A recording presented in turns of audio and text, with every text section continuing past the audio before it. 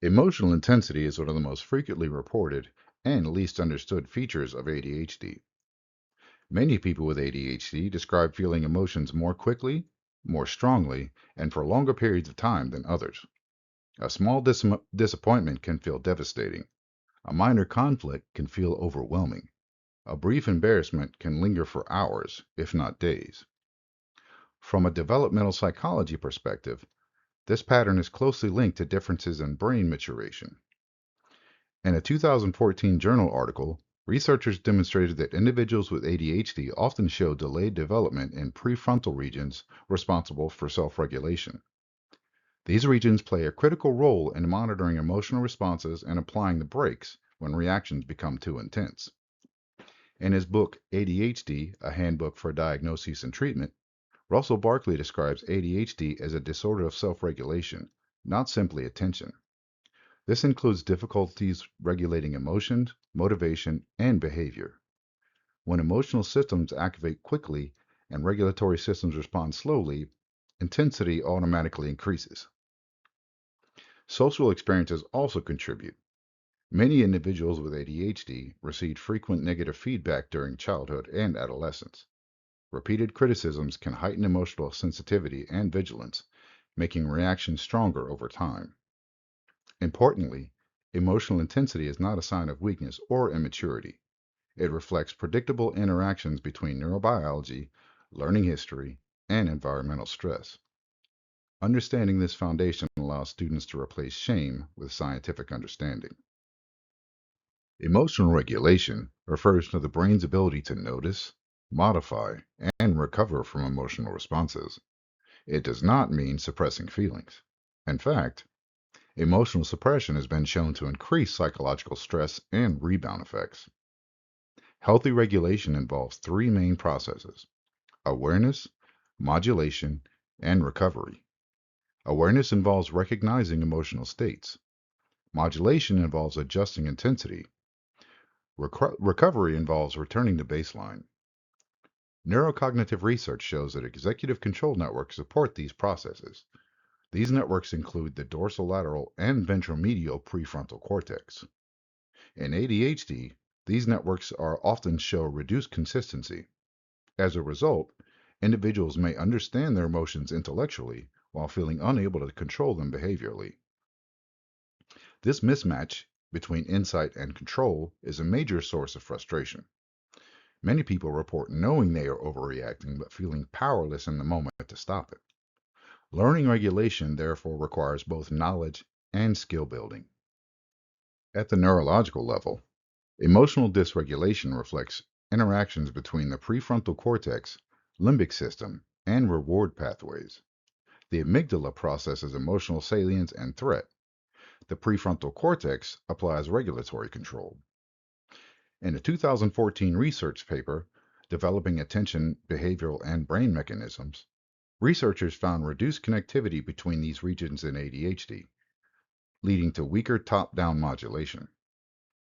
Dopamine dysregulation further complicates regulation. Dopamine influences emotional stability, reward perception, and motivation. Inconsistent dopamine signaling increases emotional volatility. Stress also amplifies these effects. Stress hormones impair functioning in the prefrontal areas of the brain, shifting control towards the limbic regions. Under stress, emotional impulses dominate reasoning. This explains why emotional reactions worsen during fatigue, overload, and burnout. The brain's regulatory capacity is biologically reduced.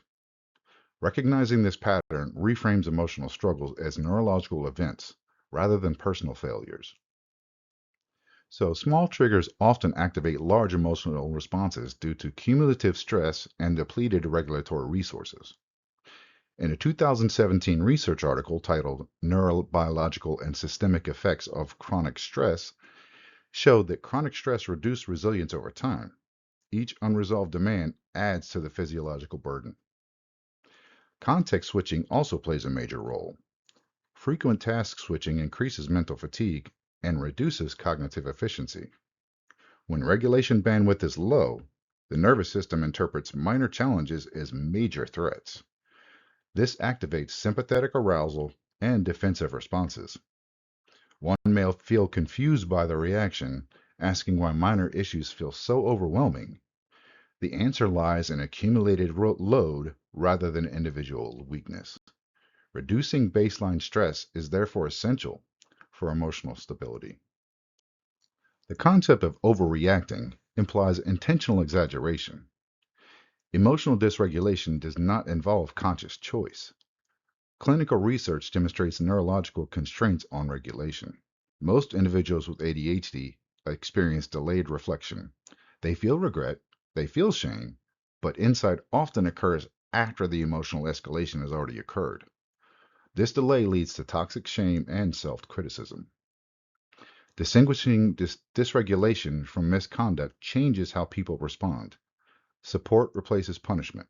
The shift improves learning and psychological well-being and allows you to be a lot easier on yourself moving forward.